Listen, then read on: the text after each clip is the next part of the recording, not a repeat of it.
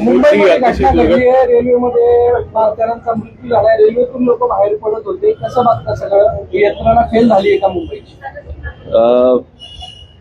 Railway अपघात म्हणजे जे गेले आता रेल्वे अपघातामध्ये गेले हे दुर्दैव आहे, त्याच्याबद्दल काही प्रश्नच नाही. परंतु रेल्वेमध्ये, मुंबईच्या रेल्वेमध्ये रोजच्या रोज अपघात होत आहेत. असं मला नाही वाटत एकही दिवस असेल की रेल्वेमध्ये अपघात नाही झालाय, कोणाचा हात नाही गेलाय, कोणाचा पाय नाही गेलाय, कोणी गेलेलंच नाहीये, असं एकही दिवस गेलेलं नाहीये. प्रश्न असा आहे की ती रेल्वे चालते कशी, हे जगाला एक आश्चर्यच आहे.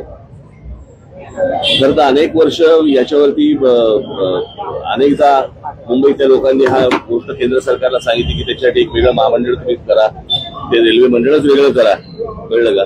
अजूनही काही होत नाहीये त्या सगळ्या गोष्टींसाठी. आणि रेल्वे मुळात एक गोष्ट आपण बघितली पाहिजे याच्यातनं की या शहरांचं, सगळ्याच आपल्या शहरांचं काय झालंय. नुसता हा रेल्वे पुरता मध्ये विषय नाहीये.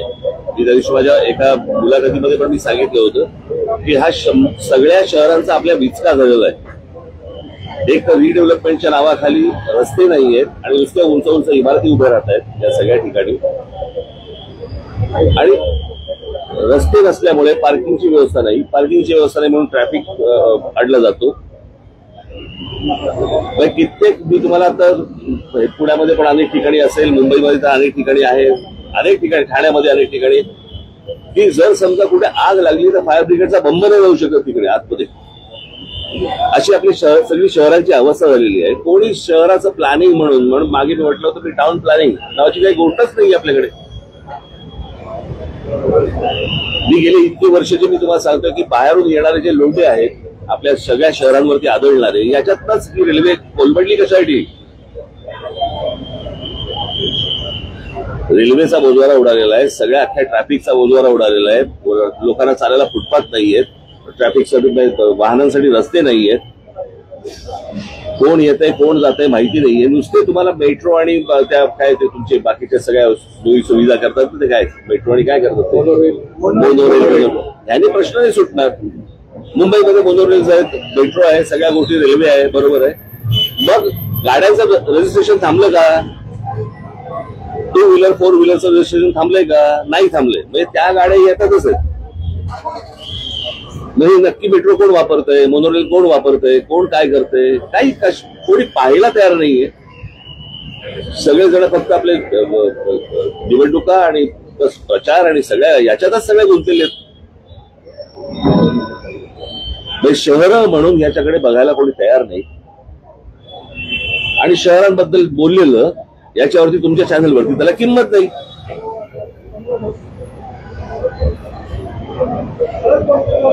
म्हणजे गेले अनेक दिवस जे राज ठाकरे उद्धव ठाकरे कधी एकत्र येणार ह्याच्या जेवढ्या बातम्या लावल्या तेवढा काळ तुम्ही ह्या जे मृत्यू गेलेले आहेत लोक आता रेल्वेमध्ये तेवढं लावणार आहात का?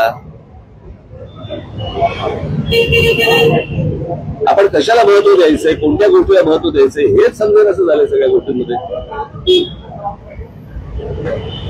जर या शहरांच्या गोष्टी तुम्ही सगळे शहरामधले पत्रकार आहात, तुम्ही या शहरातल्या गोष्टींकडे जास्त फोकस करा.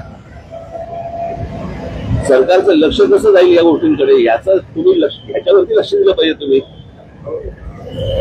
बाकी सगळ्या गोष्टी फार मामूली आणि इतर सगळ्या किरकोळ गोष्टी आहेत.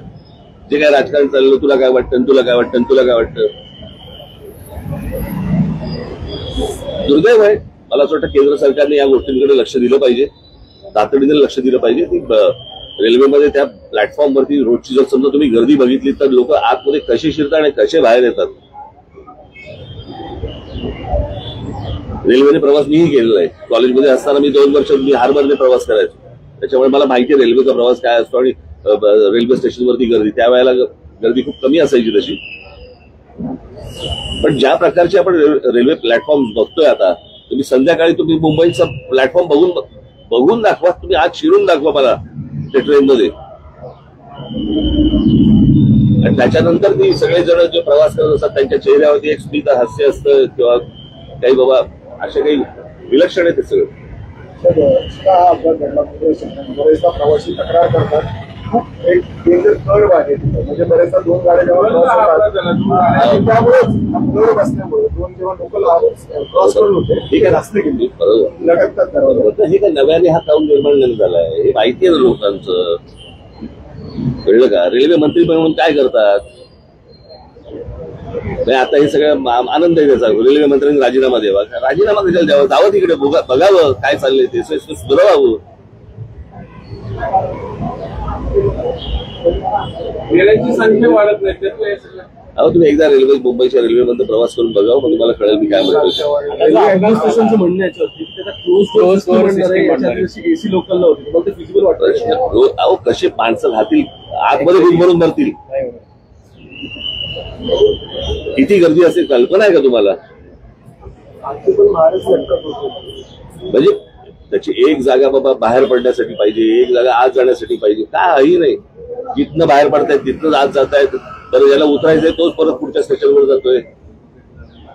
आता जो अपघात झाला त्यावेळेस तिथं सुविधा पण मदत कार्य पण लवकर पोहोचलं नाही. त्या बॉड्या होत्या मागे पण नाही का तुम्हाला आठवत असेल की त्याच्यावरती आंदोलन झालं होतं, त्या ब्रिज मध्ये सगळे पडला होता.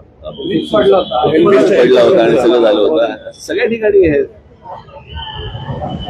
माणसाची किंमतच नाही हो आपल्याकडे देशात. सकाळी घरी गेलं तर संध्याकाळी येईल का नाही माहित असतं. याचं कारण माणसाची किंमत नाहीये. हीच गोष्ट जर समजा जगात कुठेही घडली असतील ते कसे बघतात त्याच्या गोष्टींकडे. आपले हे सगळे जातात ना आता परदेशामध्ये जातात, सगळे जग बघून येतात. मग हे सगळे मंत्री संत्री जे जातात ते काय नक्की घेऊन येतात?